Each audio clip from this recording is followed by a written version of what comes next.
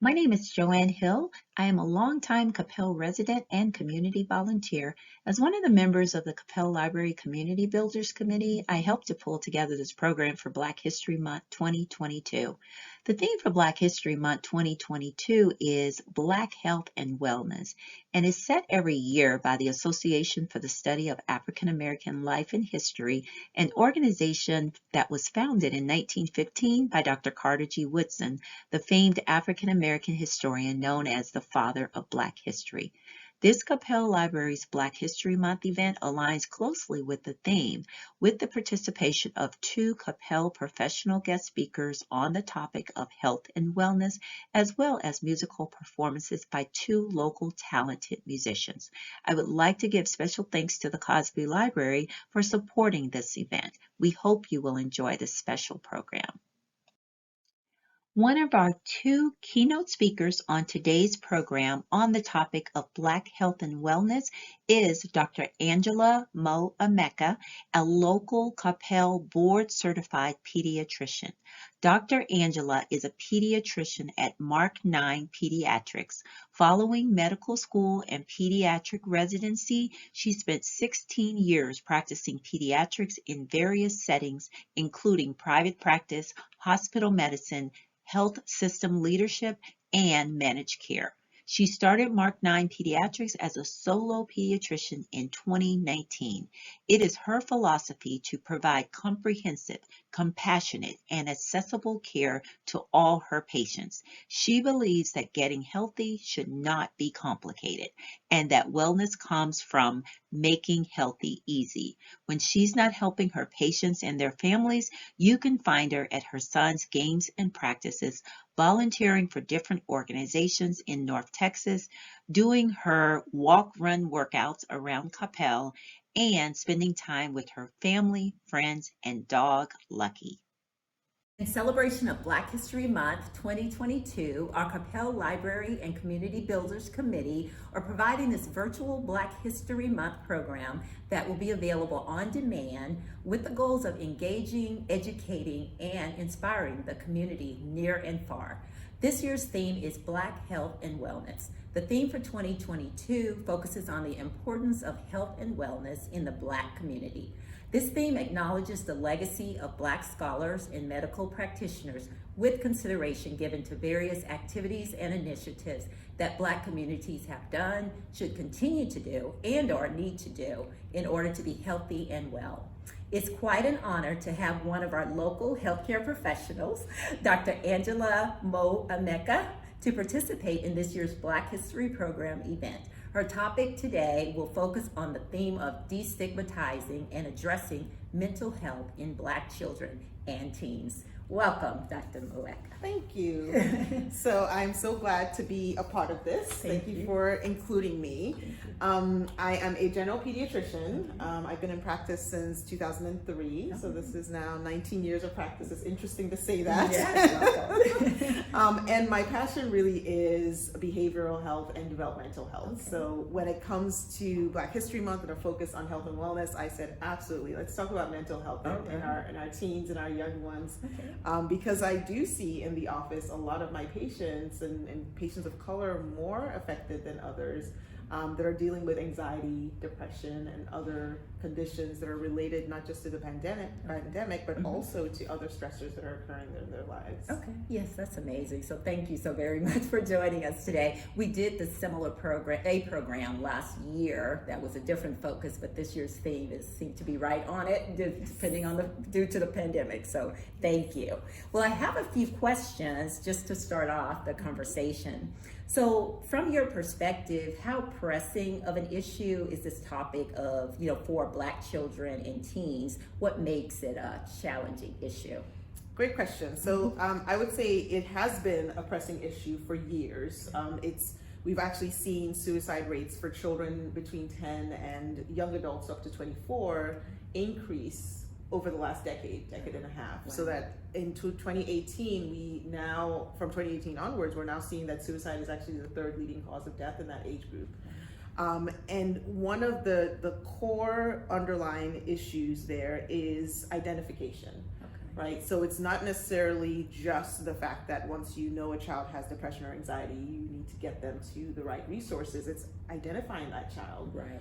And when children are going through tragic situations, when they're suffering, and mental health is an internal suffering, and we're not addressing that, it becomes a challenge for that child where they do feel hopeless. They do feel like this is not something that's solvable, and that's where you start to go towards the steps of suicide. Okay. So as much as we can identify those children who have suicidality, who have depression, who may have some risk factors that will lead to suicide, that's when we can get them the help they need, and then this stops being an issue. So identification is the big challenge here. Okay. So being a professional, a healthcare professional in the local community, do you work closely with others in the community to, to help prevent that or to help? Absolutely. So I do work closely with a group called the Child Psychiatry Access Network. So this is across the state of Texas, but works locally in the community to be able to identify resources for kids who may have mental health challenges, mental health issues. So when my patients come in and they do have depression, anxiety, some concern, in order to get them the resources they need, I do plug into the CPAN, the Child Psychiatry Access Network, to get those resources and get that to families, and it's been a huge help. So since last year, we've been working with CPAN. It's been really a change in terms of what we can do for families now. Right. Okay. Great. So I know you mentioned a few things, but any specific gaps that you can see that prevent some in the Black community from getting the level of care that they really need for their children? Absolutely. So the stigma and access, those are the two things. So dealing with stigma, first of all, what I find is a lot of times it's speaking with families about the importance of identifying these mental health challenges, and a lot of families don't want their Black child, labeled with something that will then carry along through their schooling years and possibly affect their chances as they get older. So that is a huge barrier to overcome in terms of educating families on why this is as important as your child needing glasses, as your child needing insulin if they're diabetic. It's essentially leaving your child untreated for a health condition that's going to impact them socially, academically, physically as they get older. And the second part is access. So yes, here in my community in Coppell, I can say, you can come to me. Thank you. However, in a lot of communities, that's not the case. There aren't a lot of physicians who are comfortable working with children who may have mental health conditions. And so it becomes an issue of building that network. And this is why I love CPAN so much, is let's build that network. Let's find out who in our community is comfortable working with children who have mental health conditions, so that when kids do come in and we educate parents and we say this is important, we can then also say, and here's how we get you that help. And we close the loop for them and continue to serve them in the way that they need. Okay, that's very important. Do you have any support or advocacy suggestions for the Black community other than some of the initiatives you've already mentioned? So I would say my biggest point in terms of advocacy is working with groups that are already doing this work. So I'm part of the Texas Pediatric Society, and I know we work at a state level to make sure that we have health equity, not just for physical health, but also for mental health in terms of resources, identification, assessment, management, treatment, etc. In addition to that, working within the schools. So one of my big advocacy points is for parents to be advocates for their kids. And as kids get older into that teenage years, for them to be self-advocates, to really advocate for themselves in terms of what they need to be successful in school. I love that perspective. Absolutely. Yes, because I did have a question regarding how can educators, help this whole issue, the challenging issue as well. So, and I think it's something as educators that they face, and oftentimes, yes, the child needs assistance, but oftentimes the educators are saying, we don't have the resources to manage a child who might be extremely aggressive, who may be suicidal. How do we get that into the schools? And that for me is a big piece of advocacy where I do offer, and I'll share this. There you go. That for the Coppell ISD School District, I do offer opportunities to educate educators on how to handle those situations, who to go to, how to work the steps so that your kids aren't being left in the cold or left behind, right? In the cliche way of saying that. There are resources within CISD, and I'm very excited about the fact that we do have crisis counselors within CISD that work with us, and I've spoken with the crisis counselors, and they've been really helpful in terms of helping those students where their mental health challenges are impacting academics, to make sure that at least in the school setting they have the services they need, and then start to plug them into what they need outside. But I think, yes, the crisis counselors are helpful, but they can't work in isolation. We need to make sure that as a community, as pediatricians, as parents, that we're also supporting and building in. So yes, I continue to offer my services and say, absolutely, reach out to Dr. Moemeka at Mark 9 Pediatrics, and I am happy to offer resources and share my knowledge.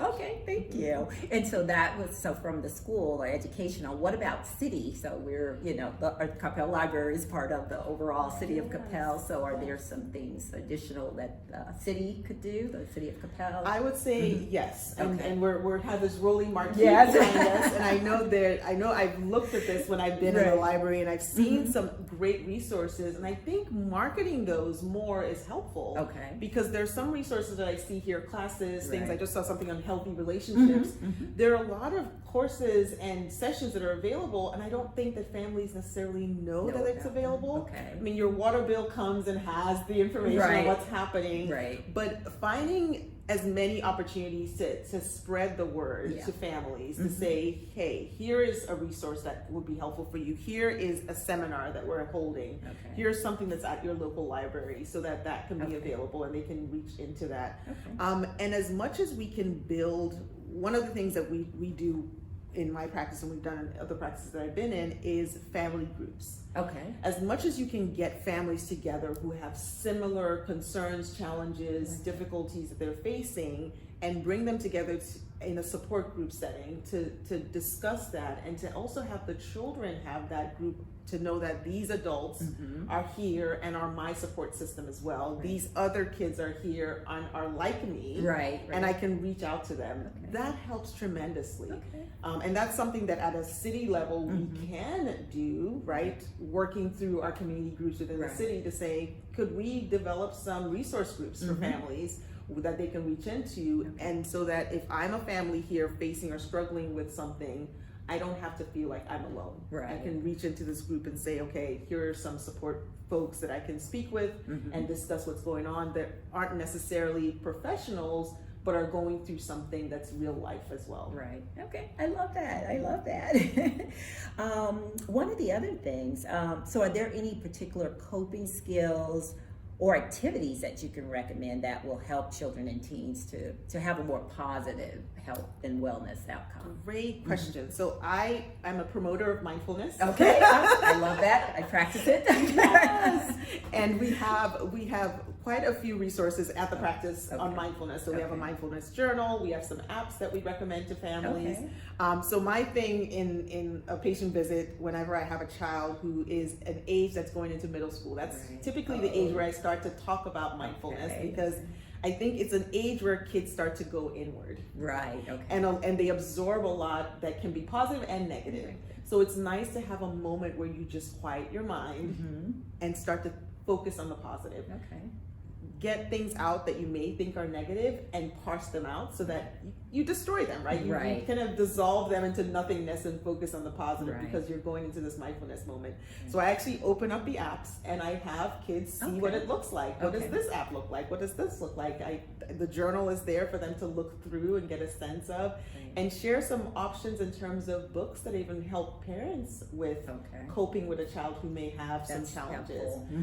In the practice, we have a library, and within that library we do have a section that has coping with depression, coping with anxiety, coping with whatever that might be. You're right. So that families can take that home. It's a lending library, so families can take the books home, read it, bring books that they've used that other families might find helpful. So as much as I can help families to have those coping strategies within the practice, I think it helps them pay it forward, because then they can say, you know what, my friend, Jenny has Right. a child who's depressed, and I remember this app helped my daughter. Right. Let me pass that on to her Okay. and see what helps her with coping with this stress, Right. this condition. Okay. So I think as a community, when Mhm. it comes to mental health, we have to think of it, first of all, normalize it, Okay. right? And say that mental health isn't just about having a mental disease, it's Right. about staying healthy. Yes. Just like physical health, we don't Mhm. wait until we have a heart attack Right. to exercise. Right. We exercise to stay healthy. Exactly. It's the same thing with mental health. Building community, building social groups, making sure your kids are connected, making sure they have opportunities to share their emotions and their feelings Right. from toddlerhood all the way upwards, Mhm. right? And then making sure that you have those resources available for your kids so that if they do come to you, Right. you can point them in the right direction and they know where to go as well. Mm-hmm. That's part of mental health. That's Okay. really what mental health is to me. Okay. Do you see much difference in the way you have to practice when you're working with Black kids versus kids of other races? Anything stands out as far as the way that you have to work with the parents, or different coping skills for Black kids versus other kids? So I think the main difference would be always cultural, right? Okay. So I would say that whenever I practice, I Yeah. practice in the context of that family's culture. Okay. And it's interesting because families can be of the exact same race and Right. have different cultures True, within very them. much so, very much so. I So, totally agree. so I'm always very cautious as I listen to families Right. in terms of what makes sense for them. Okay. And then we build from there Okay. of what can truly help your child love reach that. their best health. Okay. And that's the way, that's our theme is making healthy easy, Okay. right? How do we make this simple for you? Right. And we start from where you are, Okay. and then we go to where you need to be. Okay, and I think that sort of comes back to the normalizing. So it's not to say that Black kids are different or should be put in a different category, but it's all focused on mental health and wellness. So I love that.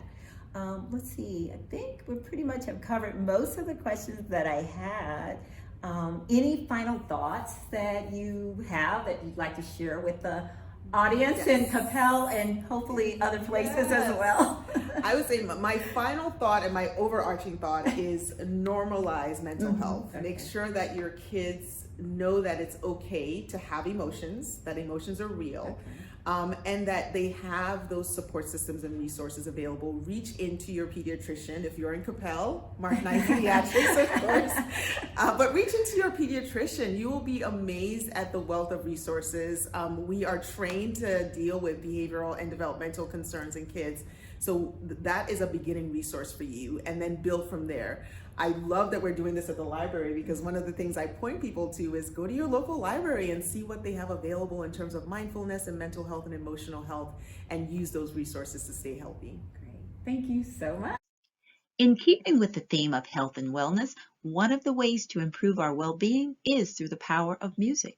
Next up is an original Duke Ellington harp performance by Ms. Grace Johnson. Grace performs with several harp ensembles, including the Brookhaven College Jazz Harp Ensemble and Harp Essence. She became a professional volunteer in 2011. She is an active member of multiple volunteer organizations within Coppell. Grace moved to Coppell in 1984. In addition to the music, she loves hanging out with her close-knit family and friends. She is in 2 book clubs and is an avid dog lover.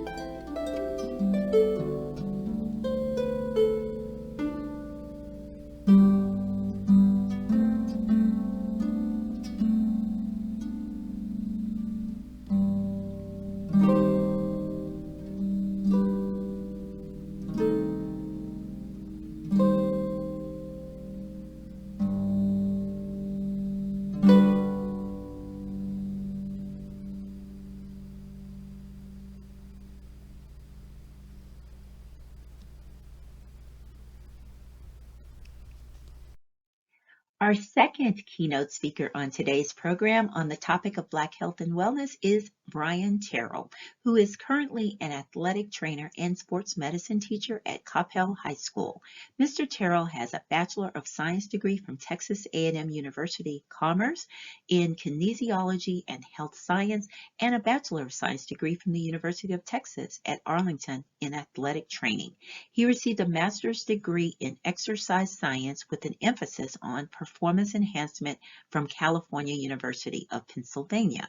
He has 10 plus years of experience as a physical therapy tech, outpatient acute care, long-term acute care, and wound care settings. He has 10 years of experience as an athletic trainer.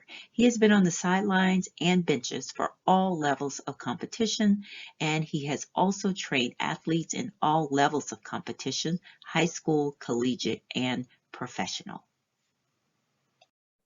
Hi, my name is Brian Terrell. I am a certified athletic trainer at Coppell High School. I have been an athletic trainer for 10 years. Throughout my career, I've been privileged enough to work with high school, college, and professional athletes.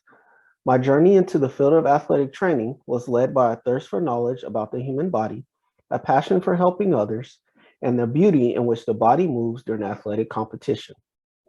As a Black man, I am blessed and excited about the future opportunities that being an athletic trainer has in store for me and the impact that I hope to have on others that look like me.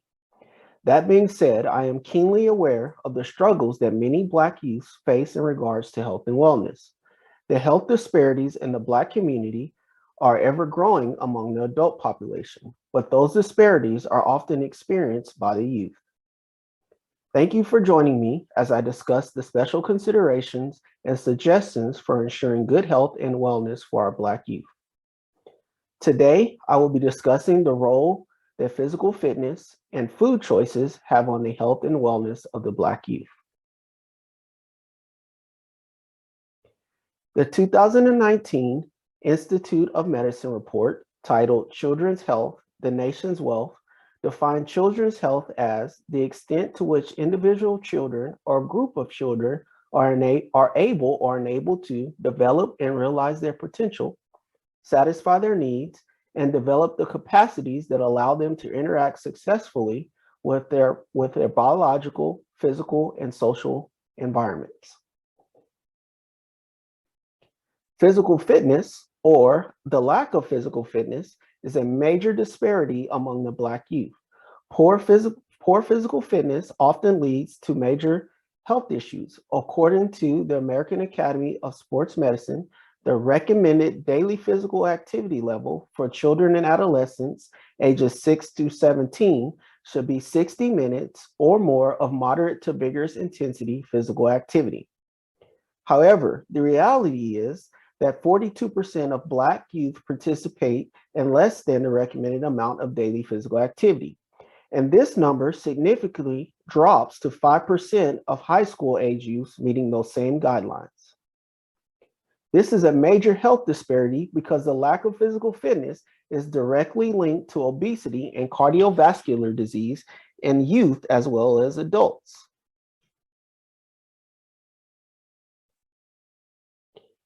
In the United States alone, 35.9% of all African American children ages 2 to 19 are overweight or obese. And even though this is a large percentage, among Black girls aged 12 to 19 years of age, more than 40% are overweight or at risk of being overweight. Another direct side effect of inadequate physical activity along with obesity is the development of cardiovascular disease, such as high blood pressure. In the US alone, over 44% of Black men and 47% of Black women will be affected by cardiovascular disease. It should be noted that cardiovascular disease can be prevented by adopting health practices at an early age. One such practice is becoming physically active. According to the American Heart Association, increasing physical activity is a key component to reducing obesity and improving cardiovascular or cardiorespiratory fitness, thus decreasing the chances of suffering from cardiovascular diseases. The question becomes, what do we do about it? I like this quote by James Baldwin. Not everything that is faced can be changed, but nothing can be changed until it is faced. We are facing a major health issue as it pertains to our Black youth, and it's time that we think about solutions. We can start by educating our young Black boys and girls about the benefits of exercise and physical fitness, and doing our very best to eliminate the barriers that may be restricting them from becoming active.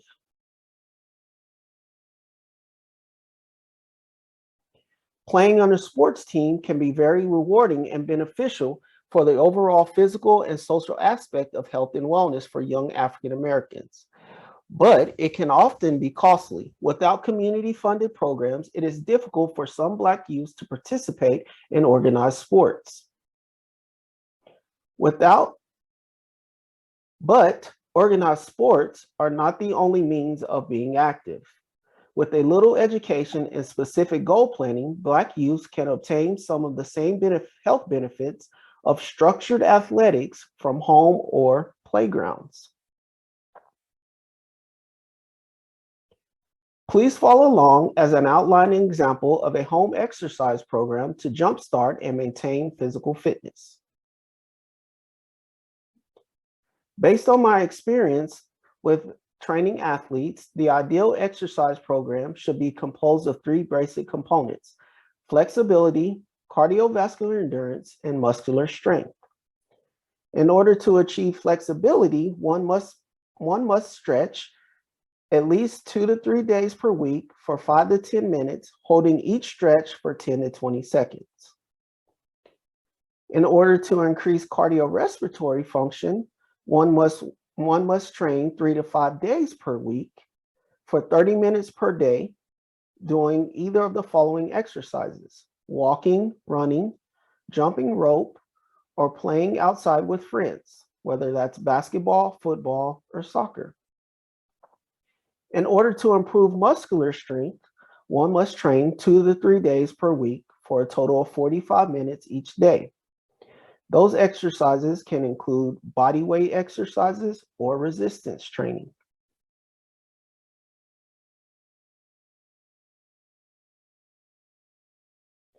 As you can see from this slide, I have outlined an example of a home exercise program designed around body weight specific exercises. A few training tips to consider before starting any program are: drink plenty of water daily, get adequate rest between training sessions, and always ask for help from a professional if in doubt. On the right side of the screen, you see a couple examples of different exercises: jumping jacks, body weight squats, push-ups, and tricep dips. Chin-ups, pull-ups, crunches, and sit-ups are just a few exercises that you can use in your exercise program to help with overall physical fitness. Repetitions and the series and time can always be adjusted based on the fitness level of your youth starting out.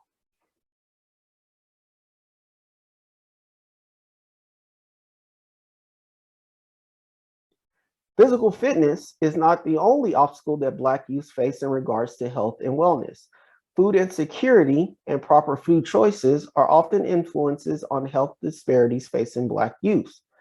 I get it. The question should be asked, how can someone afford to be picky about the food that they eat when food insecurity is so high in the Black community? This question troubled me as well, but healthy food choices has to be at the very least on the minds of our children. The phrase "you don't know what you don't know" comes to mind when you're talking about healthy food choices in the Black youth. In this picture, this is a young boy struggling with the idea of whether he should eat a mound of cookies or the apple. So I posed the question, how are you expected to make the healthy food choice when everything you see and hear pushes you in the opposite direction? The idea of healthy food choices becomes more difficult to convey to our youth when we are at war with restaurant chains, candy, soda, and chip companies for the health of our kids. The food and beverage industry spends around $1.8 billion annually marketing towards children and adolescents. In that figure, the Black youth are exposed to 70% more fast food and beverage TV commercials than commercials promoting healthy foods. And these advertisements primarily feature unhealthy products. Targeted marketing of less healthy foods and beverages to the Black community has also been documented in the context of this population's limited access to chain supermarkets, healthful foods within markets, and increased number of fast food restaurants in Black neighborhoods. These targeted advertising of nutritionally poor foods to Black kids contribute to the widening obesity disparities.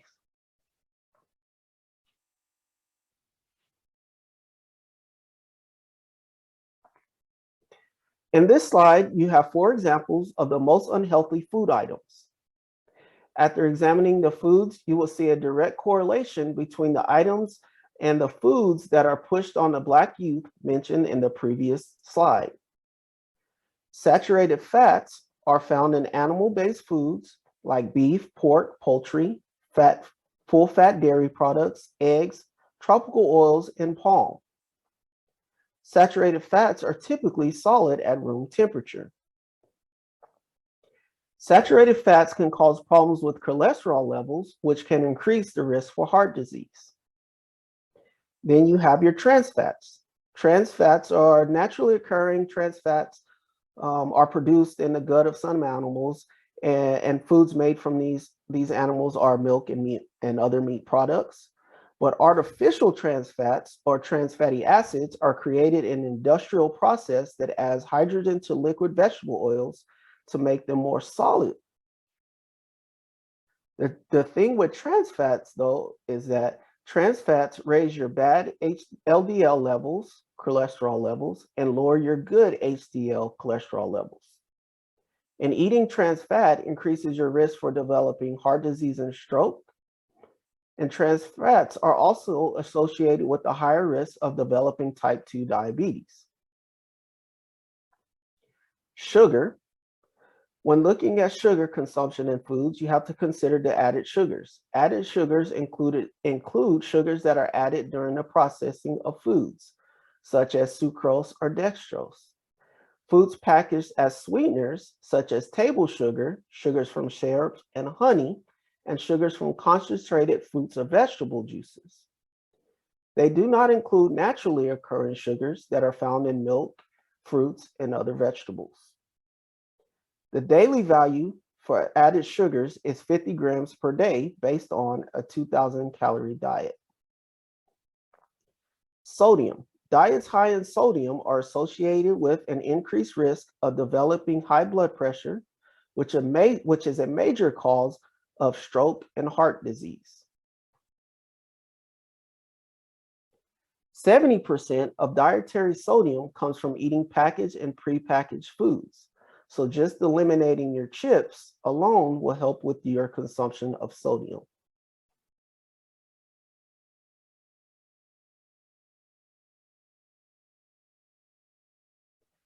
So what are some strategies for choosing healthier food options?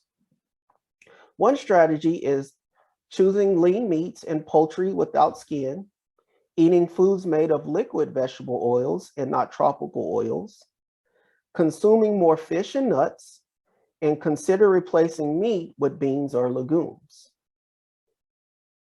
Also, one can eat a dietary pattern that emphasizes fruits and vegetables, whole grains, and low-fat dairy products, while eliminating or limiting your sugar consumption. For girls, they should eat no more than 100 calories per day, or about 6 teaspoons of sugar. For boys, they should eat about 150 calories per day, or about 9 teaspoons. And one way to cut back on the sodium is to skip the table salt. However, most of the sodium, as mentioned before, in our diets come from packaged or processed foods. So try to avoid these foods as much as possible. And when all else fails, there's always the DASH eating program, which can be found on the American Heart Association's website.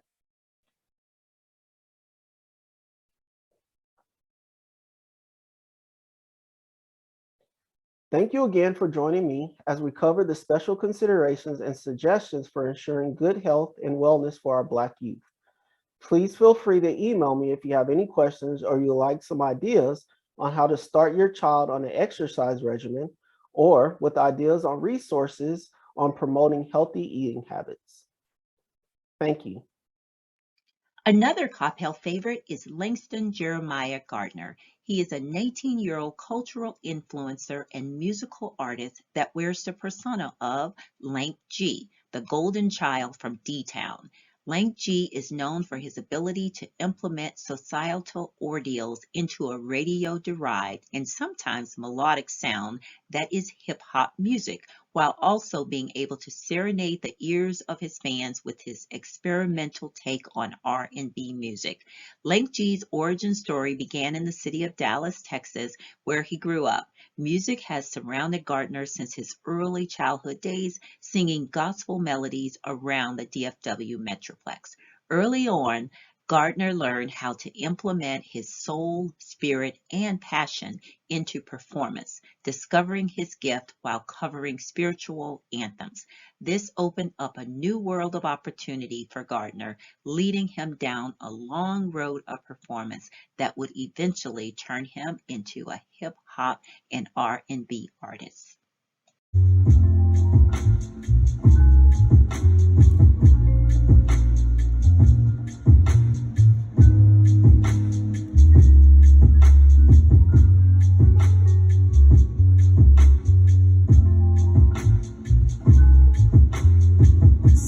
Spirit that makes all your favorite go away. I am the clearest when people go flood the air with hate. Just from the dearest of people, my target has no place. I work worldwide and my job is known, yes, my name is pain. I swarm in bodies, I craft the bones to inspire ache. I partner up with my brother, lust in the causes rape. I feel the hearts of the children whose daddy's gone away. My kids are cancer, heart disease, and my youngest AIDS. I've been around for centuries. Been here so long, I feel I'm now an entity. I feel the atmosphere with fearing energies. And when I'm there enough, I cause men disease. I'm pain, scorch your soul. I'm pain, young you old. I'm pain, baby, no. I'm pain, bodies rolling over. Prepare for the worst, cause I am that curse. Rehearse for your hurts. Pain, pain, go away. Come again another day. But if you don't, we will be strong. It will be better in the long. We'll come together, it won't be long. We'll rise up, we'll overcome. You're my blood brother, we will lean arms. You're my blood sister, and our time is gone for them games, for them games. So no more pain, no more pain. Hey, it's pain again. I realize that I'm not your friend, because if anybody tried to get to me, it'd be the end. Some say don't matter what you do if you're making it. I tend to take my power to ruin relationships. I'm strapped up with many things to choose as my weapon. I use hate and prejudice, but I love depression. Make intuitions lose, fill them with lies and truths. Then eventually they lose their lives up in the news. I make them feel all alone, like there's no harm. But when you all long and gone, there's no moving on. Complex your face, confuse race and make you all wrong. But then you need me cause you're a weak, then you are not strong. You're mentally weak, physically weak, overly sweet. I'm what you need, I make you stronger. Make you want honor, call it your daughter. If you want promise, I'm pain, your biggest beneficial adversary. Your world will crumble before you if you do not stay wary. I'm pain, pain, pain, go away. Come again another day. If you don't, we'll be strong. It will be better in the long. We'll come together, it won't be long. We'll rise up, we'll overcome. You're my blood brother, we will link arms. You're my blood sister, and time is gone for them games, for them games. So no more pain, no more pain. Pain, pain, go away, come again another day. But if you don't, we will be strong. It will be better in the long. We'll come together, it won't be long. We'll rise up, we'll overcome. You're my blood brother, we will link arms. You're my blood sister, and time is gone for them games, for them games. So no more pain, no more pain. And now I would like to highlight our final Coppell healthcare professional for today's virtual program. Juliana Analaja lives in Coppell, Texas, and has been a nurse for 13 years. She started as an ICU nurse at Parkland Hospital. She attended University of Texas at Arlington for her nursing degree. Before her nursing degree, she had a bachelor's of arts in sociology and a master's in public health. She's always been interested in healthcare, and her capstone in her master's program was providing healthcare education, which should lead to better healthcare outcomes. She is presently working on her second master's, a master's of science, to become a nurse practitioner. Presently, she's working as a trauma, medical, surgical, and ER nurse, and she has seen the gamut of health issues. To Juliana, health means more than simply being free from disease. Health is multidimensional. From where she sits, health means a state in which a person's physical, emotional, mental, financial, and spiritual goals have been reached. African Americans' mental and physical health has been even more challenged by the onset of COVID-19 for the last several years, compounded with other health issues such as diabetes, hypertension, obesity, asthma, etc., including social health determinants such as poverty, incarceration, racial discrimination, violence, environmental exposures, and lack of access to health care. 30 years after the Heckler Report was released, African Americans still endure unacceptable health disparities due to and lack of the power over policy and actions that could make the changes to eliminate such disparities. Today, not much has changed. 30% of African Americans believe that their health is dependent upon fate or destiny, and only about 50% feel that health is a high priority. However, reception and utilization of health information are well-known major factors in disease prevention. Many African Americans come to the hospital or ER when their health problems are very advanced. They don't have insurance, they lack finances for medication, they don't follow up for their health care appointments, or they just don't know what to do when they have health problems. Education is the beginning to improve mental and physical health care and must be repeated in every aspect of one's life, starting from infancy. In Juliana's experience, she finds that education from primary to high school is a good start. Healthy children is our future, and adults are the managers for their future. The African American community have endured and fought the toughest battles for many centuries, and good health care should be a part of that battle.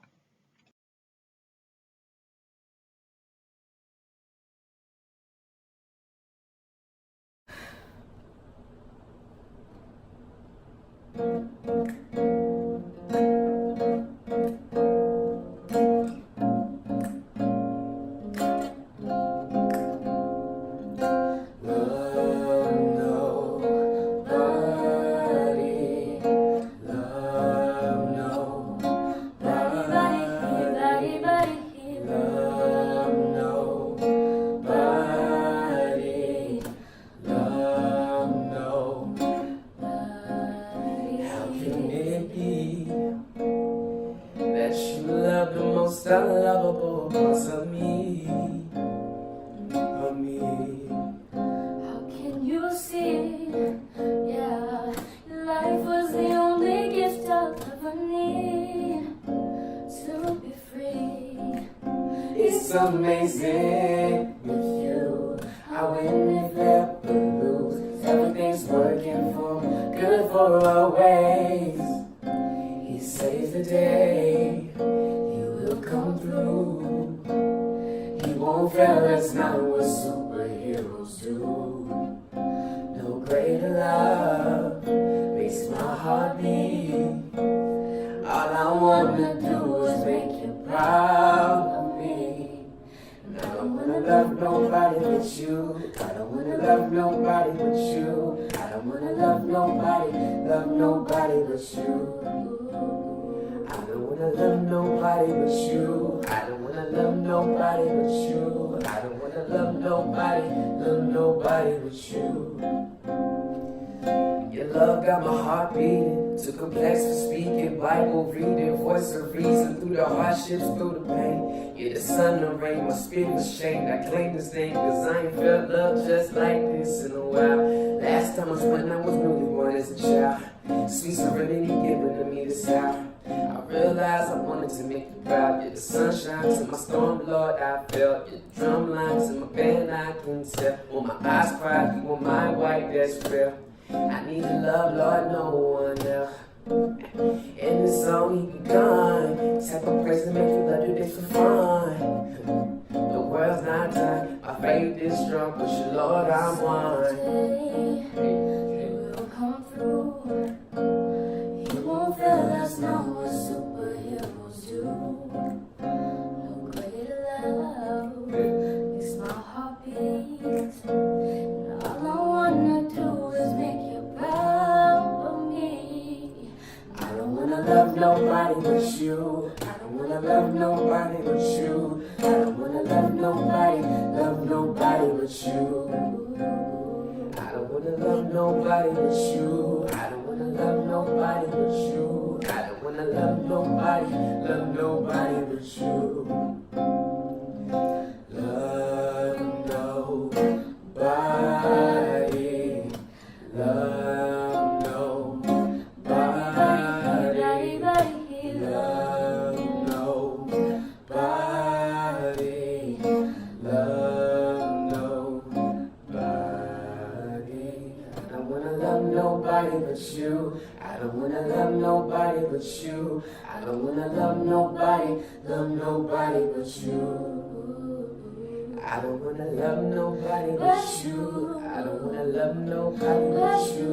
I don't wanna love nobody but you. Yeah, we gotta be.